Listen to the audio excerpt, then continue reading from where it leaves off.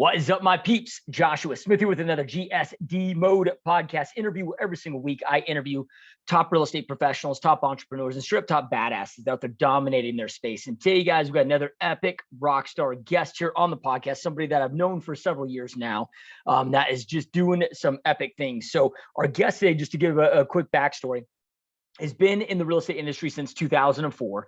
And then if we fast forward today, has his own brokerage as well as is a mortgage lender and has a marketing agency that he's helping a lot of realtors, team leaders, and brokerage owners from all over the country. So really stoked and honored to have my good friend, Guillermo Serafin on the podcast. Welcome to the podcast. What's going on, brother? Thank you for having me. Yeah, man, I'm stoked. I'm honored, man. You've got so much experience in this industry. As well as, from the marketing agency and other things. So it's one of those things that I always, have such great conversations with you, and I always learn a ton from you, dude. So just really excited about this, man. And before we jump into all the things that you're up to today, because the market's doing a lot of crazy things. So I really want to talk about what you guys are doing to shift and adapt. Because again, not only are you running your own brokerage and helping your agents, but then you have clients from all over the country that you're helping shift and adapt as well. But first I'd like to start with your journey, man. If we wind the clocks, like why real estate? What led you to get into real estate? Like how did this journey begin in the first place?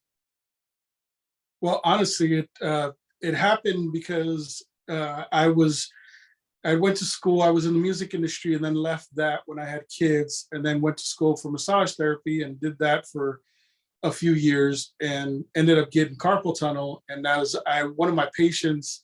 As I was doing that, I was renting my grandmother's house who had passed away from my cousin. And he's like, hey, I'm going to sell the house, but, if you want to buy it, give you first right of refusal. So I was talking to one of my patients about it, and she's like, oh, my son's a broker and, he can get you qualified. And I had the mentality, because real estate wasn't even on my radar before that. So I had the mentality of like, oh, you need 20% down, you need perfect credit, and you need all these things. So I told her, I was like, nah, I don't even think I qualify. She's like, no, go talk to him. He gets stuff done. And so I did. And he helped me buy the house. And from there, during the process, he told me, he's like, have you ever thought about doing real estate? I teach a loan officer and Realtor 101 class for free as my way of giving back. And, I think you'd be great at it.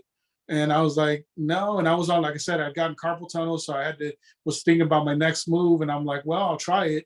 And like the first day in class, I was like, man, this is what I'm supposed to be doing. So that's how I kind of did it. It was his way of giving back. And then he always just said, just do the same, give back to whenever you get to the point where you can give back. Yeah, no, I love it, dude. I love it. And I know that we have, on the podcast here, we have, the audio, and then we're also on YouTube. For those that are listening, and not viewing this, and just to kind of give some more of your backstory, I was reading the bio, and, and again, I've known you for some years now, but, man, you've been through, you were reading your bio, 27 eye surgeries by the age of 7. So you're born with congenital glaucoma. Hopefully I didn't misquote or butcher that. But I believe you lost your full vision at the 15 years old. Is that correct? Yeah, right around 15 and a half. I lost my entire vision. I was born with congenital glaucoma. I was able to see partially, and then, through one of the many surgeries, I lost sight in one of my eyes. And then when I was about 9, they wanted to do a brand new experimental series of surgeries. And at that point, my mom left it up to me and said, it's up to you. And I was done with it. I was like, no. And she said, no, he said, no. And we literally just walked out of the doctor's office. She's like, I'll just leave it in God's hands. And that's that, she's very strong, very, very religious, and, just all her decisions were guided by faith. And, we knew my vision was going to last only a limited time. So, it was either risk losing it all right then and there, or just let it ride out and see how long it lasted. Yeah, man. And it's like, so many people today, and I've heard, I don't know who originally said it, but, there's so many motivational speakers and authors out there, but I heard at one point from one of them that, the core that blocks more people's success than anything else is the limiting beliefs that we place in our own minds. And, I'll have people that will come reach out to me that'll be like, come up with all these reasons and excuses as to why they can't succeed, and you're one that always pops in my mind. I'm like, man, I got a buddy that dude, like he doesn't have his vision and he's crushing it in real estate, owns his own brokerage, owns his own mortgage, crushes it in mortgage, crushes it in real estate, has his own marketing agency. And you've never allowed this to be that limiting belief for you. And if you, again, went on to create a lot of success really in anything that you've applied yourself to, because before you got into real estate, I mean, you were also an aspiring musician. You got signed by a label and, all of that. What do you attribute that to, that ability to go out there and not, because I think anybody would be like, I mean, you have I don't want to say limiting belief, but if you were like, well, I don't think I'm going to pursue real estate, because I'm blind. I think a lot of people might be like, okay, I get that, understand that, but you've never taken those, what most would be able to apply as limiting belief, but you never bought into that, man. You were like, no, I'm going to go out there. I'm not going to use this as a limiting belief. I'm going to go out there and just freaking dominate no matter what. I think that honestly, the simple answer is that if I wouldn't have had the mother that I had, I wouldn't be who I am today. Like literally, she never let me feel bad for myself. Like I always tell the story of, when I was a kid, I loved G.I. Joe and play with all the little guns and adapters that they came with. But if I dropped one, she wouldn't pick it up for me. She'd make me get on the ground and search for it. People would, say that she was mean, or if she made me, or she'd tell me, you go figure it out, go find it, figure out how to get to it. Like she made me do for myself from a very young age, to where, it trained me like, no matter what happens, I got to figure it out. So that's how I'm able to do as much consulting as I do. I mean, I did, I've done flips. I've gone in there myself and, helped demo a kitchen. Like I get my hands dirty whenever I need to. It's just the fact that like, I know it can be done. It's just how many different extra steps do I have to take in order to get it done? Obviously driving I can't do, but I've sat in the driver's seat and controlled the brake and the gas and had somebody help me steer just for giggles way long ago. So, if you want to do something, you're always going to find a way to do it. Yeah. No, I love that. I love that, man. And then do you, because I know that, you're, and whether you want to say it was, good, bad, hard, your childhood, I mean, and again, correct me if I'm taking bits and pieces off of, what I know about you, plus some other podcasts that I've heard you on. But your father died when you were 2. You were raised by a single mother, grew up poor in the projects. You dropped out of high school. I think I heard at one point that you almost died 5 different times. Do you attribute a lot of the adversity that you had to go through in those younger years, to the strength that you obtained from going through that adversity to the strength that you're able to apply to what you do now today? 100%. I think that,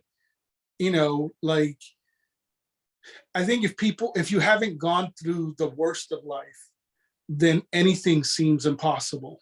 Like for me, I know what it feels like to have somebody hold a gun to you. I know what it feels like to roll over in the back of a truck when you're in the camper being tossed around. And I know what it feels like to be ran over by a car and go through a brick wall with the car. Like, so when, the everyday problems that we all deal with happen, it's like, man, I've been there and done that. Like, so this isn't going to hurt me. Like, do I still have fear, and do I still go through the stresses and anxiety? 100%. Because the further you get removed, like for me, it's like the further I get removed from the hood that I grew up in, the more I forget of how tough I have had it, and all the things that I had to overcome. So when, like right now, when we're going through this market shift, like to me, like this feels like home. Like the tough times, like that, that's when I feel energized to grind, because everybody else is panicking. Yep. Love it, man. So then, all right. So 2004, you jump into this industry, and 2004 and 2005, felt a lot like 2020 and 2021. Meaning boom market, sellers market, things were just nuts. And then we know what followed that. So let's walk through, what those first couple years were like for you, and then what you did to adapt and shift during that change time. So, if we look at like, what did you do out of the gate? Because we know that 90% of agents, or I think the stats even higher than that now today, end up falling out within the first within the first 3 years, end up becoming a statistic.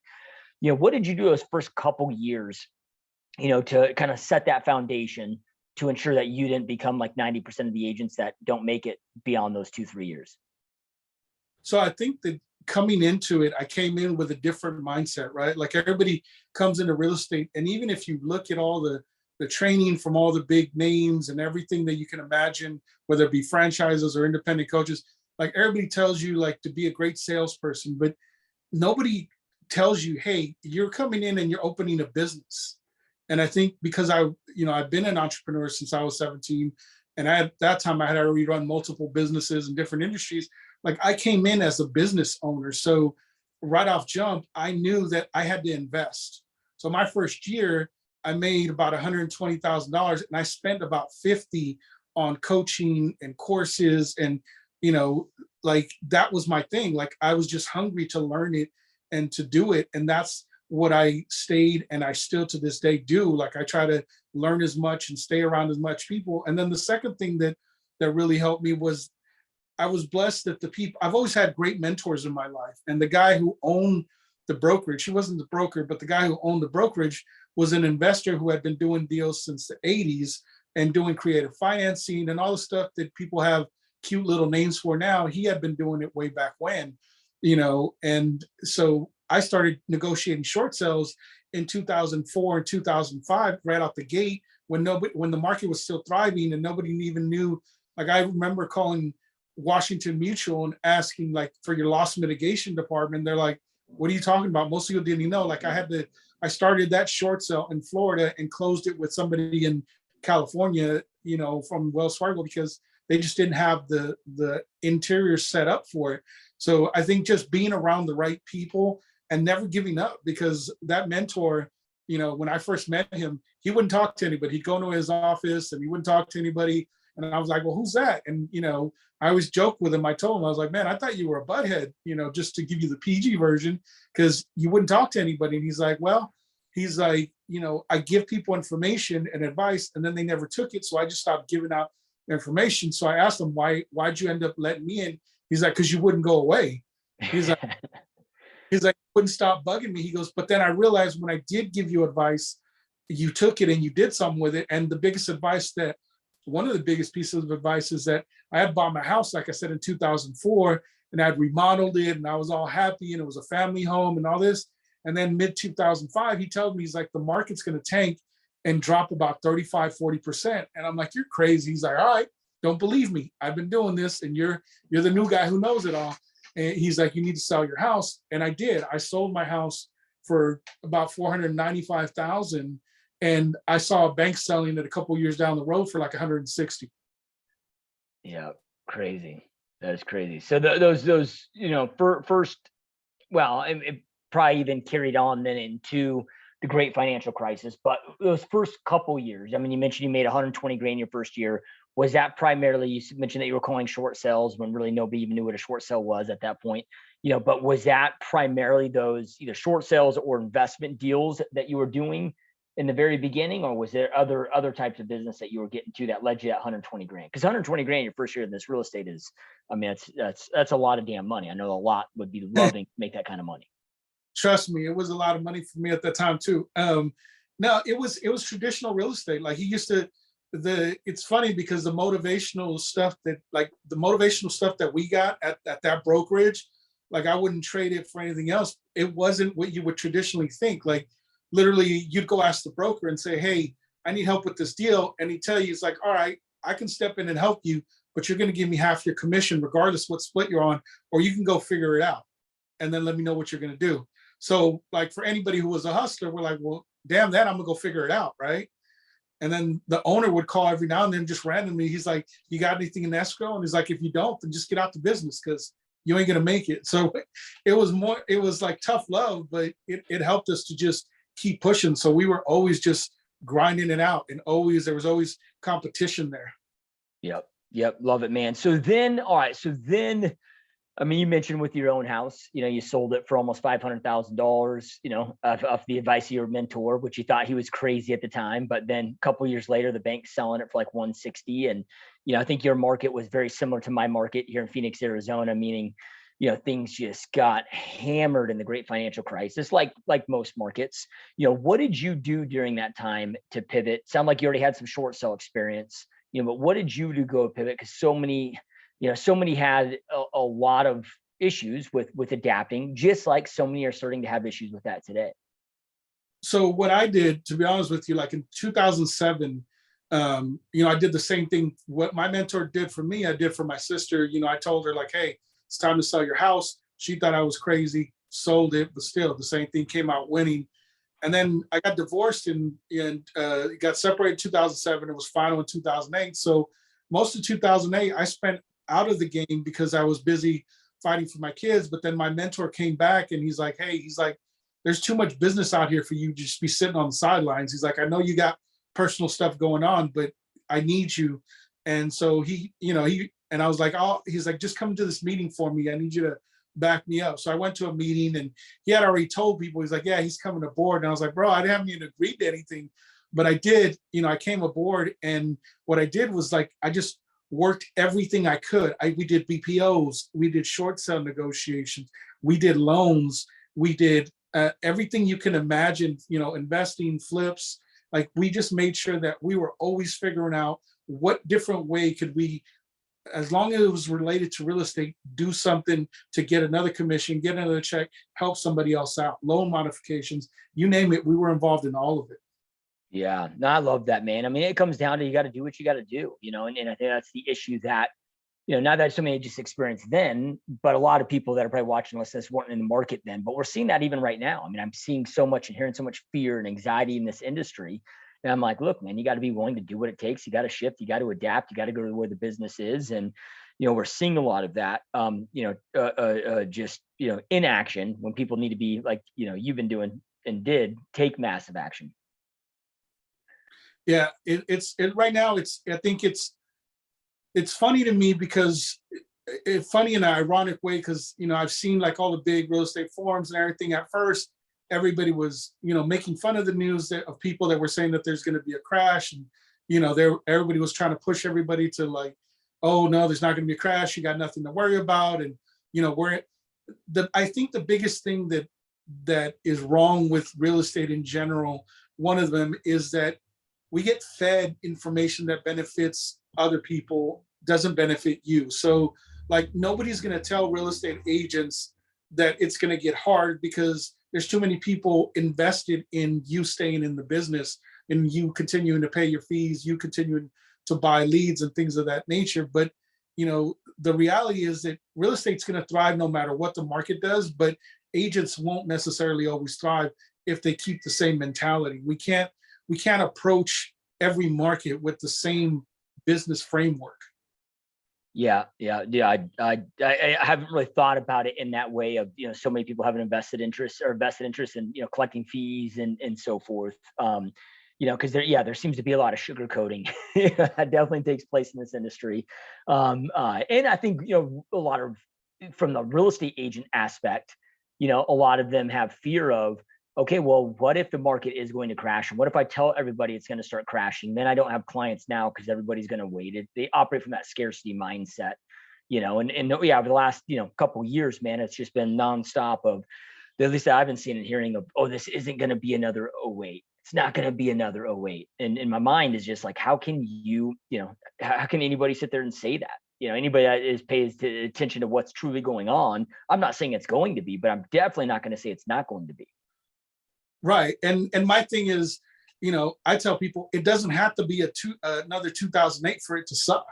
Like it doesn't, I had done a speech at a mastermind in 2016. And I said, because I study the markets and, I'm insurance licensed as well. So I study financing and financials a lot. And, everybody that I was learning from was saying like the next crash is going to be completely different. 2008 was real estate that caused it.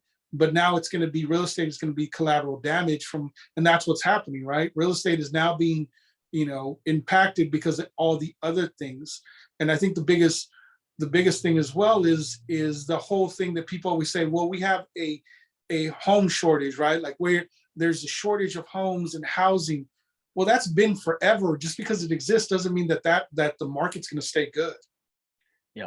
Yep. I agree, man. All right. So then, I mean, let's get into that just because we're on that topic. And I know that that's on everybody's mind right now. I mean, and again, I mean, it's speculation. It's tough. None of us have a crystal ball. But like, what are you prepping for? Where are you prepping that this market goes? Like what I mean, you've been somebody that's in the game for a long time. Plus, you're also in the mortgage side of things. You're also an investor on the investment side. Like, where do you see this going? What are you doing to prep for where this thing is going?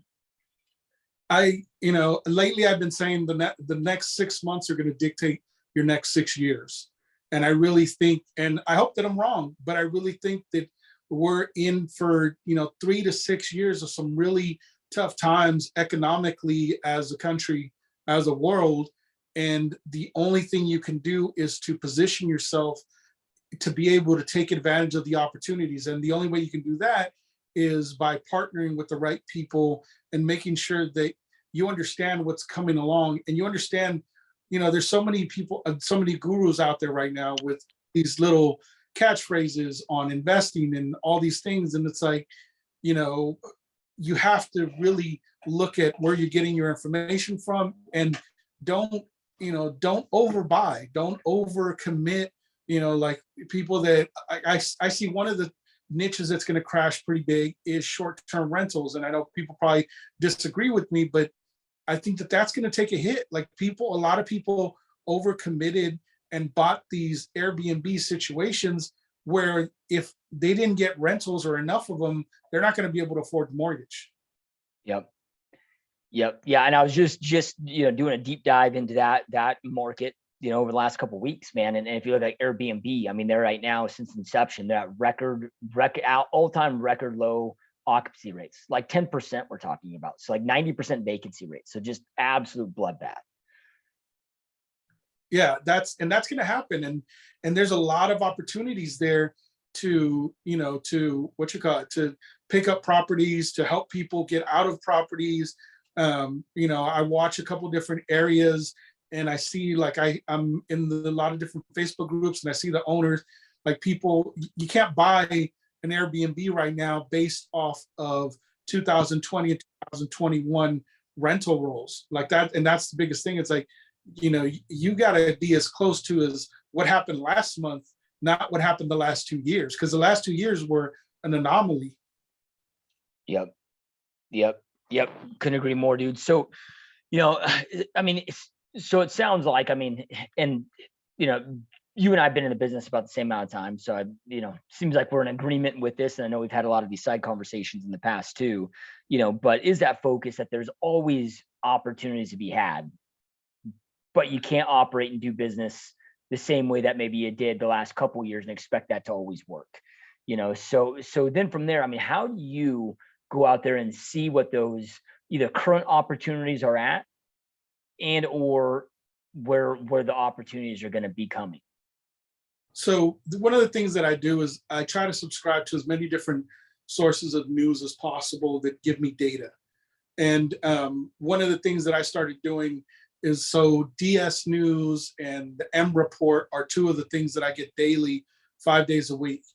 And if you're an agent and you're trying to figure out where there's niches or where there's opportunities, read those and read the articles, and you'll see it's plain and like right in front of you. Right? If they're talking about what's going on with the investments, if you read the report, you can figure out, if you understand marketing, how to come up with a funnel or an angle for a buyer, and how to come up with a funnel angle for a seller. So that's one place that I get my information from, get my ideas from.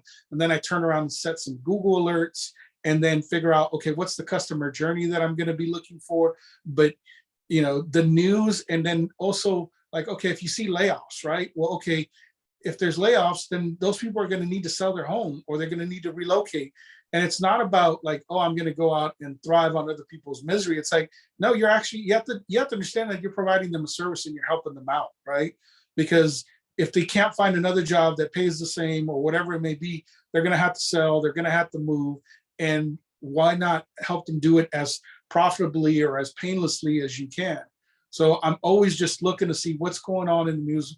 And I try to stick to the data. I try to stick to the data. I still pay attention to what the vibe is and what the feeling is, but I stick to the data and then just like really dive into like, okay, right now the interest rates are high.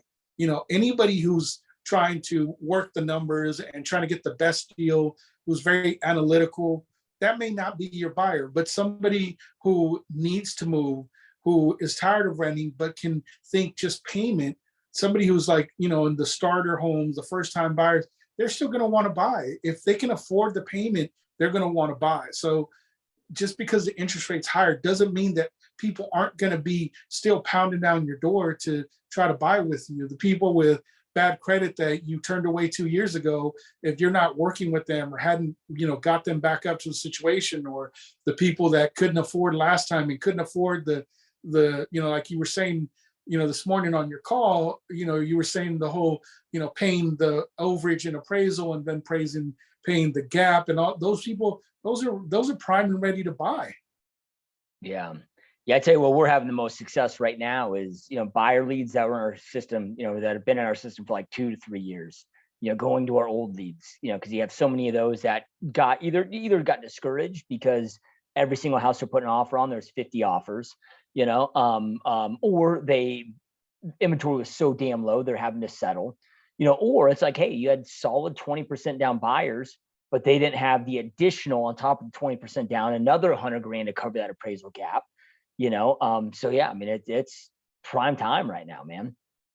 Yeah, 100%. And I think that all the people, another source is going to be all the people that, may have bought when they thought that their companies were going to let them work virtually. There's a lot of companies that are forcing people to go back to work, and, that's going to start the fatigue. Like if somebody bought something that was 2 hours away from where they had to work, and all of a sudden they're being forced to go to work, like that's going to be something that's going to have to be considered with gas prices, everything else going up. So just really trying to find, I guess the short version is try to find where the pain points are and how can you solve them.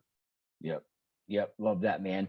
So then, one thing I know that you're a master at, that you're brilliant at, is when it comes to marketing, so you really just kind of talked about seeing the whether you want to call it niches or areas of opportunity, for who that potential ideal client could be during any given market shift, as things are transitioning. So you've identified that, but then from there,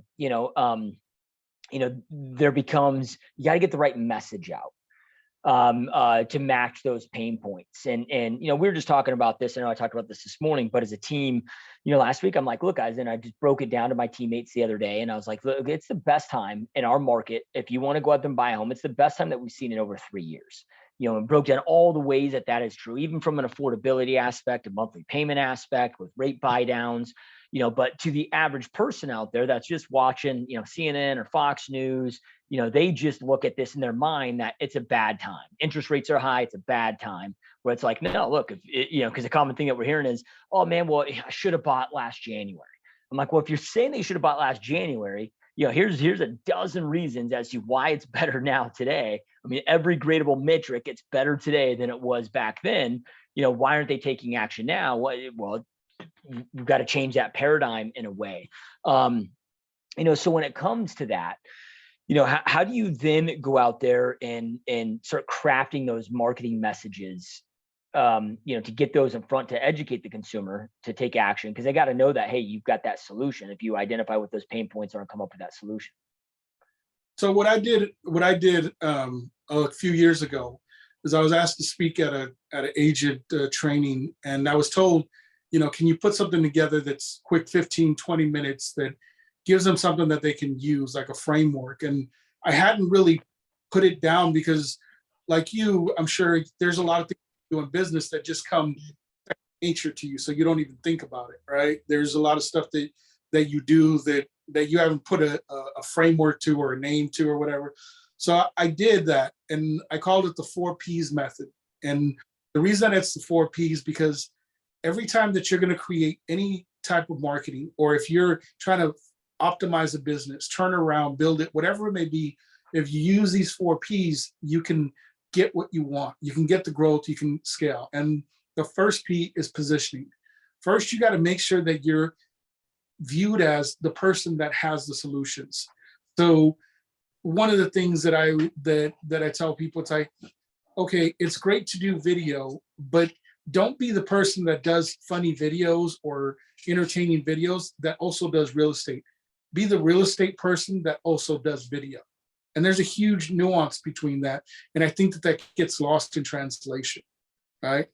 So that's the first piece, positioning. So make sure that people understand that you are the person that can help them. And then the second P is presence. Figure out where do you need to be for the people you want to work with, right? If you're a luxury buyer, if you're looking to get into luxury, like, you have to show up to the charity events. You have to show up to all the things and all the places where the people that buy in luxury or interact with luxury are, because they're not going to just give you their business because you have a good commercial. That's not the way that it works.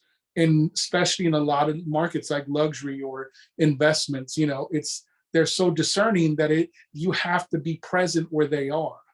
And then the third P is proximity, understanding how far are they from pulling the trigger, right? Is it somebody, so I give this as an example. If you have an air conditioning company that you've used a lot, if you went to them and said, hey, give me 10 tips that I can give people, to maximize getting the best warmth from their heating system without raising their bill, right? So if you then created that as a lead magnet or a freebie, whatever you want to call it, and then you gave it to people and promoted it and ran traffic to it, now you're going to get most likely people that are homeowners, because they're looking at how to tweak their home heating system or how to know if it's expired or whatever it may be, or the filters. So you're going to get these people that aren't thinking necessarily of buying or selling, but they're homeowners, right? Yeah, you're going to get some renters, but for the most part, you're going to get homeowners, or you figure out what question you're going to answer. So now you've built your list of homeowners, and now you can then nurture them along the path. Or maybe it's how do I add more closet space, to how do I build out a new closet in my garage, or something like that indicates that they're a homeowner. And then again, if they're building something out, they're looking for more space, and there's a pain point that they might be considering about moving. So most agents aren't going to tell you to market to those people. Most brokers aren't going to tell you to market to those people, because the proximity of them ready to buy is too far away. So the life cycle is too long, and they don't have the we're in a microwave world. Nobody has the patience to do that. But if you can do that, your competition is going to be way less, and you're going to get the positioning because you showed up for them way back then, versus how do you speak to somebody who's ready to buy right now? That marketing has to be completely different. So you have to be aware what stage in the proximity they are to pulling the trigger, so that you can craft your message accordingly. And then the last P is possibility. You have to be able to paint the possibility in a way that they understand it. Like, it's not just, you can't just beat up on renters and tell them, hey, you're paying your landlord's mortgage, or it's better to rent to own versus rent, because that may not resonate with them, right? The possibility that they may be looking for is, wouldn't you like to have, a yard for your children, right, to play in, right? Things of that nature that are more emotional, that they connect with, because people, Tony Robbins says, people buy because of emotions and they justify with logic. So you have to understand how to paint the possibility for those people. So if you focus on those 4Ps and you look at everything that you're trying to do in that way, then you can always find a message that works. Yeah, no, I love that, man. I love it, dude. So yeah, so when it comes down to those, so like positioning, and in my notes here, authority, like essentially authority, show that you have the solutions. And I always, have looked at real estate as in, we don't have to sell anything. Like when it comes to the real estate itself, people already sold on buying, selling real estate. Like we don't own it, but what we are selling is that we are the best guide to get them from where they're currently at to where that is that they want to go. And we need to articulate that we're the best guide. So that looks like that would be where positioning is. Presence is, making sure that they show up. So it's like congregation, right? So it's like, okay, well, if my ideal clients aren't on TikTok, why the hell am I running ads on TikTok? Exactly. Right? I think Perry Marshall's, an 80-20 rule, his famous thing, which is extreme, but I love. He's like, hey man, if I'm selling Bibles, I'm not going to go to strip clubs to try to sell those Bibles, because the buyer for my Bibles probably aren't hanging out there, right? Yeah. And then I love the whole proximity thing, because it's, and I know this isn't perfect math, but it's like, if you look at any given area, you've got about 5% of the adult population that's able to buy and sell real estate, that is going to buy and sell real estate within about a 12-month period of time. And it's like everybody in our industry is attacking those 5%.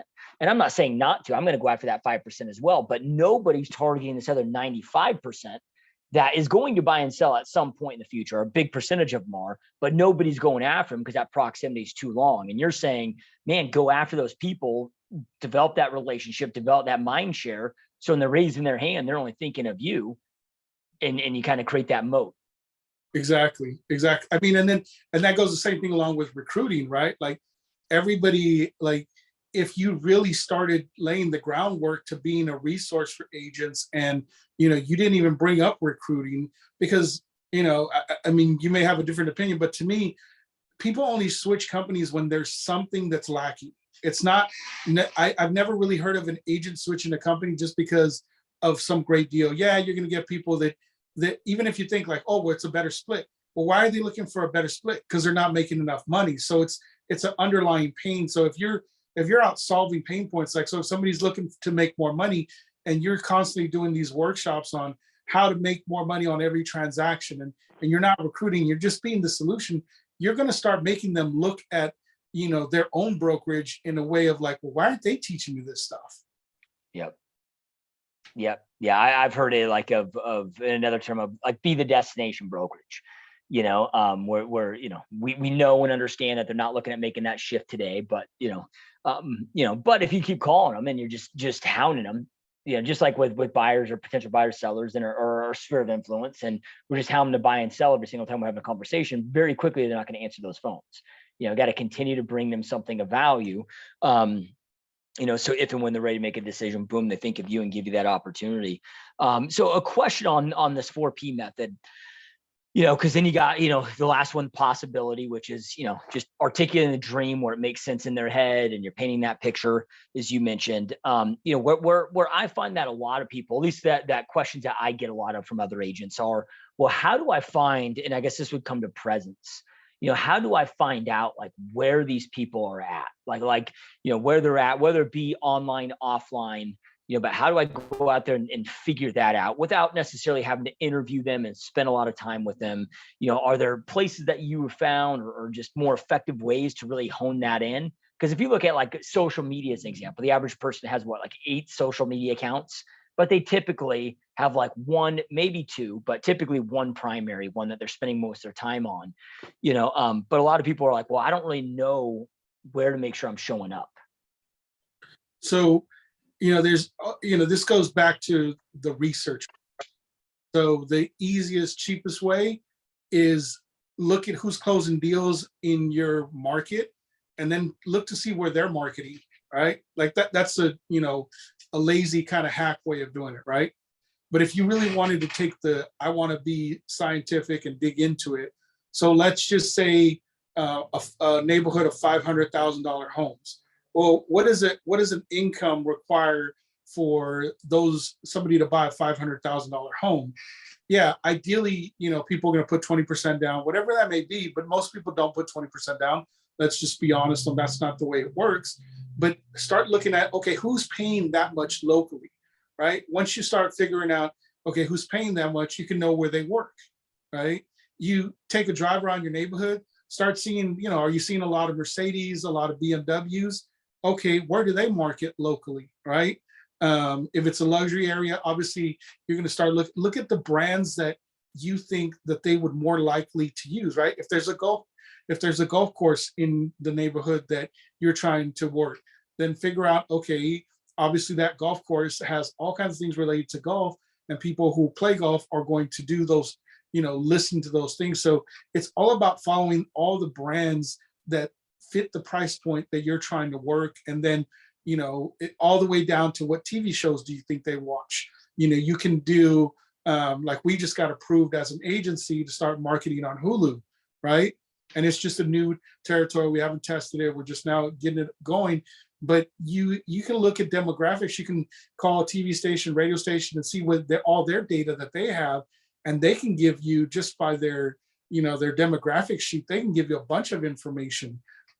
Whether you advertise with them or not, you can just do it to, there's data brokers, there's all kinds of, you can buy lists of, you can get so specific of like, I want somebody who's a veteran who drives a truck, who, like, you can really, it's all about investing in the research. And it's the homework that, it's not sexy, but it's hard work, but it's you're going to get the most ROI for it. Yep. Yeah, I couldn't agree more, man. And I know you and I have had a lot of conversations on this, but, coming up with, a lead generation strategy and investing that time to do that due diligence, really finding out, okay, well, what are the demographics? Like, well, who's your ideal client in the first place? Right. Then what are the demographics? What are those, psychographics and or pain points? Where do they congregate? And that can take, I've had it for certain ideal clients where it's taken me, 6 weeks of in-depth due diligence. And a lot of cases it's not that long, but sometimes I've had it take up to that point, where a lot of people just want to take the shortcuts, man. But they're never going to be as successful as if they take that time to make sure you're showing up in the right places with the right message to the right people. Like, I can get, like, something I learned recently, and I'm always learning because I'm always taking those. So if you're doing YouTube ads, you can actually run an ad to people, like apps. So like, say, if I wanted to market to entrepreneurs, I can run an ad to people that have the Stripe app installed on their phone, right? And who's going to have the Stripe app? Anybody who's running a business. So it's the same thing. So say you wanted to run to luxury, maybe there's, the BMW app or the Mercedes app or the Tesla app or whatever that, that people use. So you can start really digging in, if you want somebody who's into golfing, if there's a golfing app or any, things like that. There's so many different ways that you can really dial in. Like, it's really, there is no limit on how close. It's scary how much information you can learn. Yep. Data is the new oil, man. So it's all available. I was listening to a podcast the other day that was talking about, like, you can go sit there and buy lists of people's cell phone geocode trackers. You can know exactly where people are congregating, what like, the data is all there. Not saying they have to go to that level, but it all exists. So I was listening to, now this was a podcast that you did. It was like for a digital marketing podcast. So it wasn't specific to real estate, but something that you were talking about on there. I know that, this is a world that you live in, not just with your own business, like your own personal real estate business, but also you have an agency where you help a lot of realtors, team leaders, and broker owners go out there and market themselves and so forth. But something that you said on there was, hey, we don't just generate leads, like we look at, okay, like we want to break down and look at the whole funnel, and a lot of people, when they think of funnel, they're just thinking of Facebook funnels, but they're not thinking of, okay, well, I get this lead in, what then is my, follow-up protocol, the whole scope from, essentially from lead to closing, what's that whole journey to maximize that journey, and I think on there, you just mentioned that, a lot of real estate agents, a lot of real estate professionals just have the mindset of, okay, if I just flood in enough leads, eventually some of these will close, and they don't take the time to really hone in on, do I have the right follow-up strategy? What are my conversion ratios to convert on these at a high level? Can you just elaborate, to a little bit more on that and the importance? Because we see so much focus in this industry about lead gen, but very little focus on overall lead conversion. Yeah. You think about it and people say, well, online leads converted 2 to 5%, right? And we're given these data points and we're just accepting that we're going to leave 97 to 95% of the leads that we generated, or that's our information off the table. Once you do get them into your funnel, which is your world, right? There's a guy that I pretty much own all his courses and follow him a lot because I like the way he markets. His name's Andre Chaperone, and he talks about world building, right? Like you can do push or pull marketing. You can push people to try to make a decision, or you can pull them because everything you offer is so amazing that they feel that they're going to be left out if they don't involve. And the way it circles back to your question is, how many times on Facebook do you see people ranting about how their neighbor didn't use them or their relative didn't use them?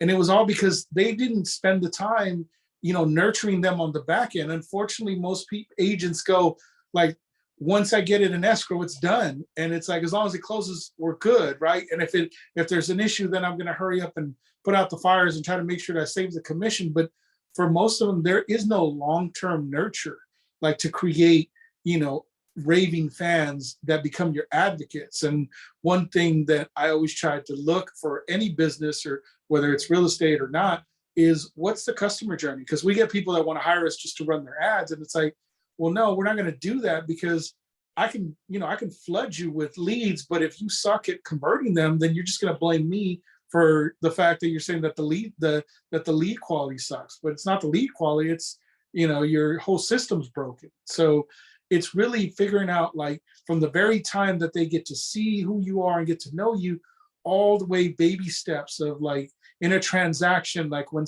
you get an offer accepted, are you sending an email saying congratulations to your seller if you're the listing agent? And are you marketing to the other agent in the transaction if you're trying to recruit, right? And not asking them to come over, but you're marketing to them by sending them, like some brownies from send out cards for once you get accept their offer, and things of that nature. Are you looking at all the high points in the transaction to make sure that that's when you ask for a testimonial, when people have the endorphins of feeling happy, the dopamines, squirts are there, so they want to give you a testimonial and they want to do those things. So it's really dissecting, like, at every step, what can I do to make somebody feel amazing at this point, right? Like, the simplest thing that I learned way back when, I can't remember who I learned it from, all the different coaching I take, but like, are all the deals that you close this year, do you have a system that automatically sends them out their estimated, their final HUD in January, so that they have it and they don't have to look for it to give it to their tax person with a nice letter? Like that's the kind of stuff that I really focus on. Yep. I love it, dude. And we know, and again, I mean, some of these stats may have changed over the years, but at least for the most part of my entire career, every year when NAR comes out with their stat reports, it's like, 88% of buyers and sellers surveyed said they loved their agent, would utilize them again, but only 11% ever do a repeat transaction. And that just shows me that even if you create a great experience for them, if you don't keep that relationship going, after the fact, the chance of you getting repeat referral business are slim to none. And the data proves that to us.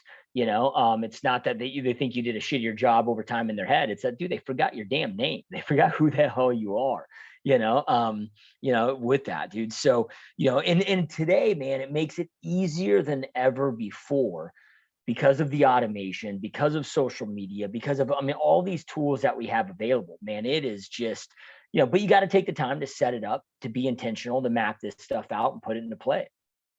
Yeah. I mean, one of the guys that I learned from, that I spoke with at a mastermind, he was teaching, like, how to do, 100 deals. And he was like, your Facebook is your best, your best way of using it. Like, go through your Facebook, spend 20, 30 minutes a day. And, if little Johnny hurt himself, make a little reminder to call them or send them a message in a week to ask them how little Johnny's doing. Like, the people are telling you what's going on in their lives. And if you're not using social media to take notes and interact with them on that level, and you're only reaching out when, hey, would you like to know what your home's worth? Like you said, nobody's going to want to answer your calls. But if you're really building a relationship, like for me, I always tell people, whatever you need, just call me, because I probably know a guy, right? And it doesn't, I get people that call me for all kinds of stuff.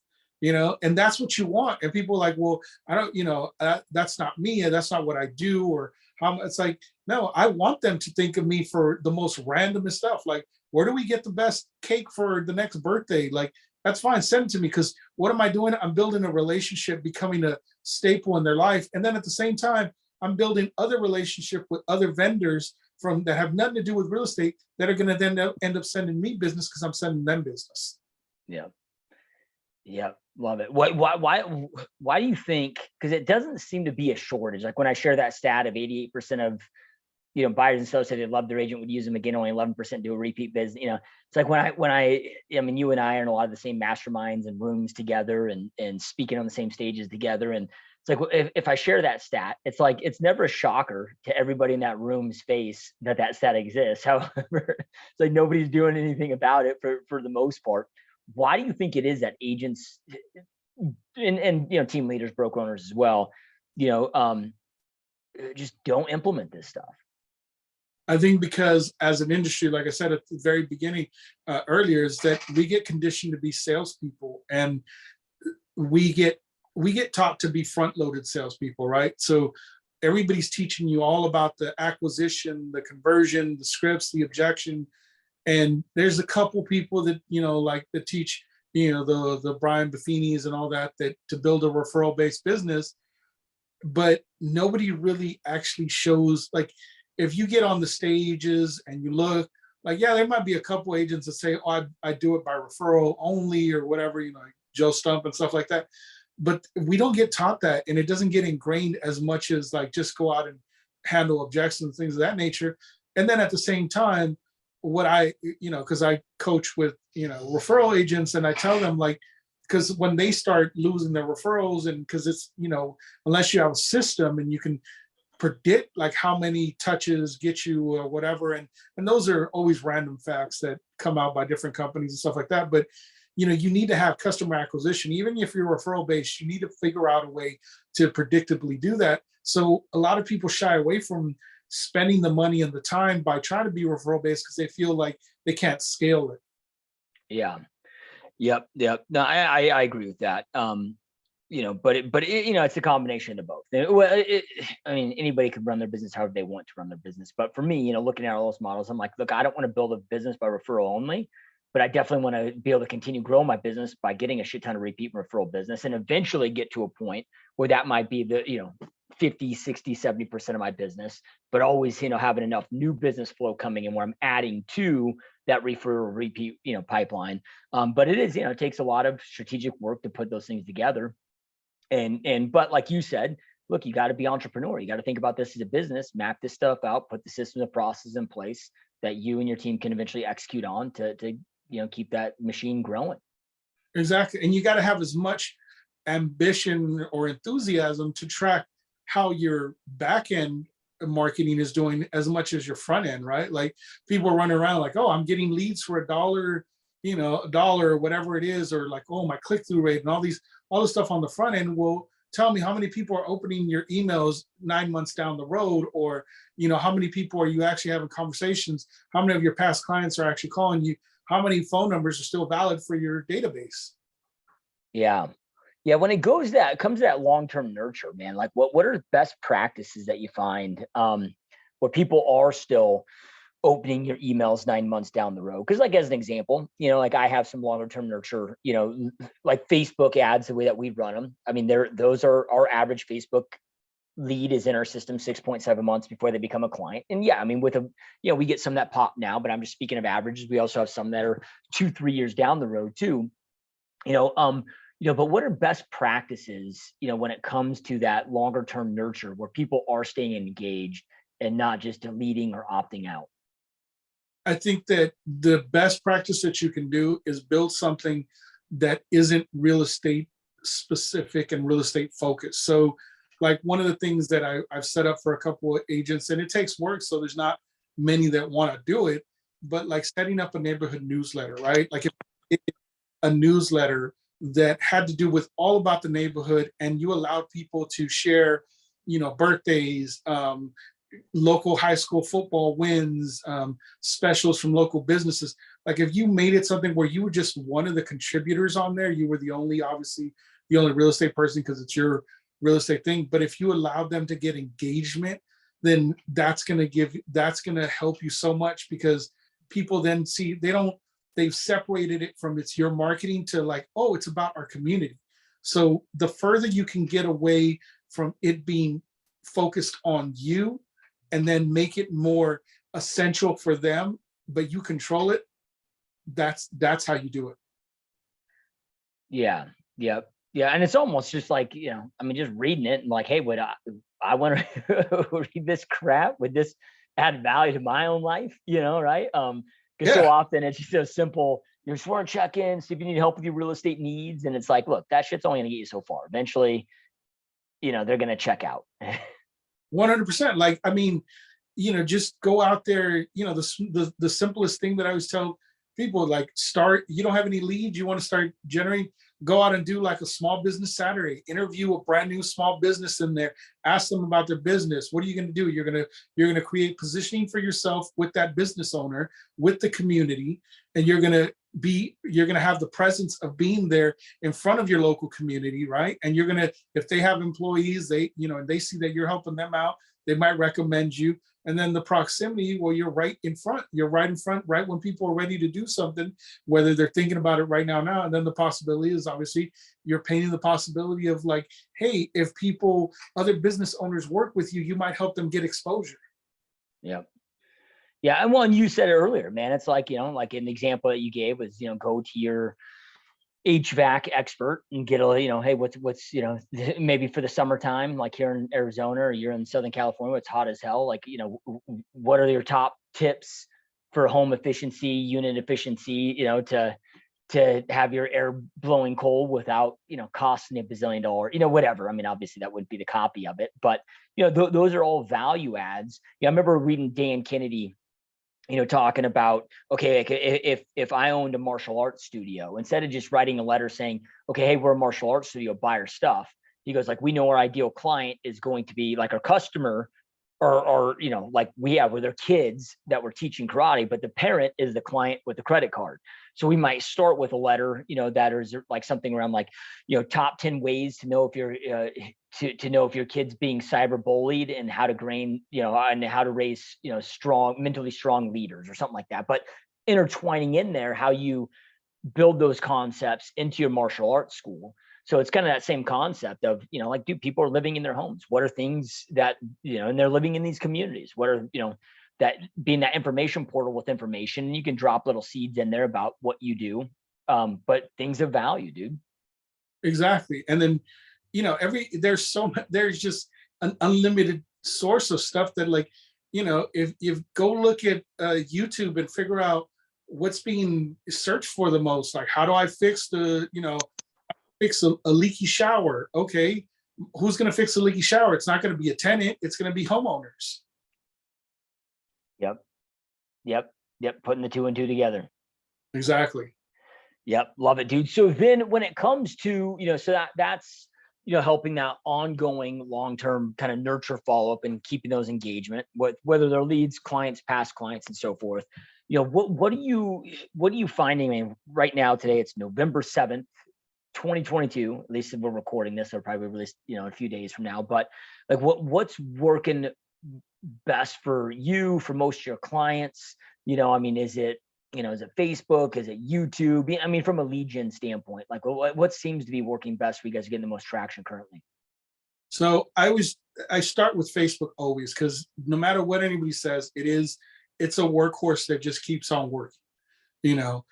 Does it change? Yeah. Does it become a pain in the butt every now and then? Yeah, but it still keeps working. So one of the things that I do is we create a video of a market update, and it's just music, slides, data, nothing fancy, nothing. It's all boring. And I always tell people I want it boring on purpose, because if somebody's willing to sit through the data and watch the entire video, then they're interested in real estate. They're not just watching it because I did something funny or I was engaging or anything like that. They're literally, so that right there identifies, that makes them raise their hand as somebody that is serious about real estate.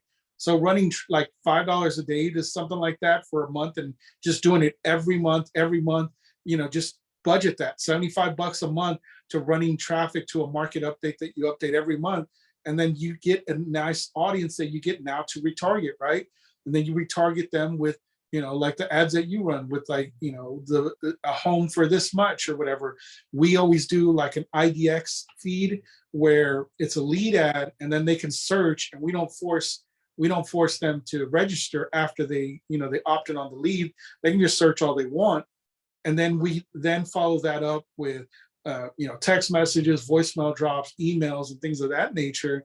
And then, that's the funnels that we're using right now that are constantly producing, where I won't say you can set it and forget it, but they're the less work to set up. And, you can run those for, $20 a day. You can run the marketing thing and the buyer lead up front, retargeting and all that. And you can get yourself a good amount of leads without having to stress about it going through. Now, if you want to get into Google, that always works. It's going to be more costly, but it always works.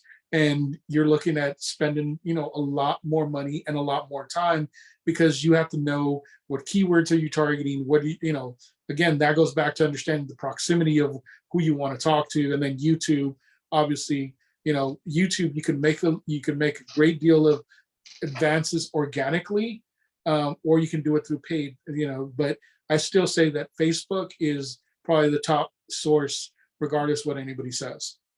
Yeah, I mean, it's, dude, I have been, and I don't, I'm not going to try to pretend to have your level of expertise on this stuff, but, I've been split testing these pretty heavily since about 2015, since I started doing, since like Facebook ads, like really came on the picture big, and I've yet to find anything that's comparable. Man, it's just, even when I side by side, budget by budget, give it a long enough scope where I can track cost per acquisition between Google PPC and Facebook. Facebook still is the clear winner, for me personally, and maybe just because I don't know those other platforms, to the level that you do. But it just seems to be the juggernaut. And I don't know if you're experiencing this right now, but it seems, at least especially in the last few months, like it's just getting better and better and better. And I don't know if that's because, like, you see what's going on with the Meta stock, it's just getting hammered. So I don't know if a lot of these marketers are dropping off.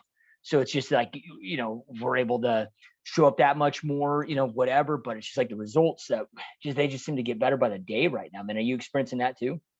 Yeah, definitely. I think that I don't know if the algorithm's gotten that much, but they took off the governor on it, and they let the throttle go to let us make some money now. But it's getting better and better, and it's so easy to create those, like we said, those checklists to start bringing in homeowners way up the funnel, and then doing all these things to generate on Facebook, and it just keeps getting better and better.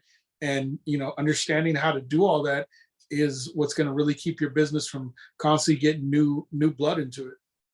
Yep, love it. So then, I've got one last main question here for you. But before I want to jump into that, because you've got your marketing agency where you help realtors, team leaders, I mean, really anybody in this industry, go set up these funnels and make sure all this is dialed in from them, not just from the lead gen, but also the follow-up protocol to make sure that stuff is dialed in for them. And then, in addition to that, you've got your brokerage as well. So, if anybody's watching, listening to this that wants to learn more about your marketing agency, or maybe they want to learn more about your brokerage and joining, your brokerage there in Southern California, or they got a referral for your market, like, where's the best place, Guillermo, to go learn more about this, to get in touch with you? Like, what's the best place to do all that at? So what I've done is I've consolidated, because I do so many different things, and like you named a few of them. So I've decided I've consolidated, because I think that this is where our focus on is to help people prospect. So if they go to the 12daysofprospecting.com/challenge, it's a free challenge that we're doing, but that's where I'm going to be hosting everything. That's where you can find out about everything. But it's the 12daysofprospecting.com/challenge. Okay. And is that just because I want to make sure anybody that's watching or listening, if you just scroll below, I'll have a link that's hyperlink where you can just click on that and pull it right up. Is that like the numeric 12, or is that, I'm It's assuming the numeric 12. Okay. So the 12 days of prospecting.com/challenge. Yep.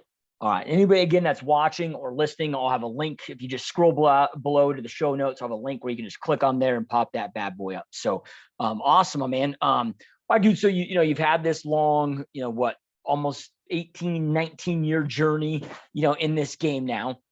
If Guillermo today could go back and sit down with your younger self when you were first entering this industry, knowing everything you know now today, and give yourself a couple pieces of advice that you feel would have really just fast tracked the success journey that you've been on, what would that advice look like? Man, the first thing, and it's the most basic thing, but it is the most powerful, is master my database. Build a CRM that's rival to none. And, I can't even count the amount of deals that I've lost. I don't get mad because I know I wasn't in touch with those people. You know what I mean? I know I did. I know I dropped the ball. So that would be the first thing. The next thing is, I would say, we were all young, at least for me, I was young and dumb. Manage your money better. You're gonna, when it's good in this business, you get to see money that most people only dream of. But when it's bad, it's bad. And, we've all gone through it. Anybody who tells you that they haven't lost money as an investor or whatever, they're either lying to you or they haven't done enough investing. You know what I mean?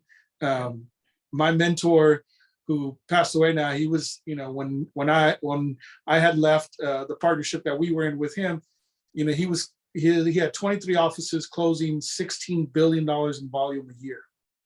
And, he told me, he's like, I've lost, millions of dollars, but it doesn't stop me. He's like, I just go out and get more and do it again. So, I guess the three things would be: master your CRM, be smart with your money, and no matter how hard you get hit, just get up again and do it again, because there's no limit to what you can do in this business. And there's so many different ways to make money at it. There's so many different ways to keep at it that, if I can do it, there's no reason anybody else can't. Yeah. Love it. Powerful words, man. And earlier on in this podcast, you said that you believe that the next 6 months is going to determine your next 6 years. Is